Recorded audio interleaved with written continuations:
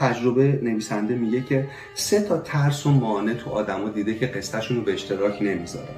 یکی اینه که میترسید با این اطلاعاتی که به دیگران میدید ممکنه چیکار بکنن، چون شما تو موضع آسیب پذیر قرار میگیرید. 2 میترسید تصورشون از شما عوض شه، دیگه اون چهره بی‌نقص نباشه. و 3 میترسید که از همه پرتکرارتر، میترسید کلا بیفایده باشه.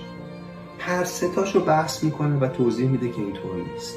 اگر آدم درست رو انتخاب کنید، اون با اون اطلاعاتیش کاری نمیکنه، تصورش از شما عوض میشه اما صمیمانه تر میشه.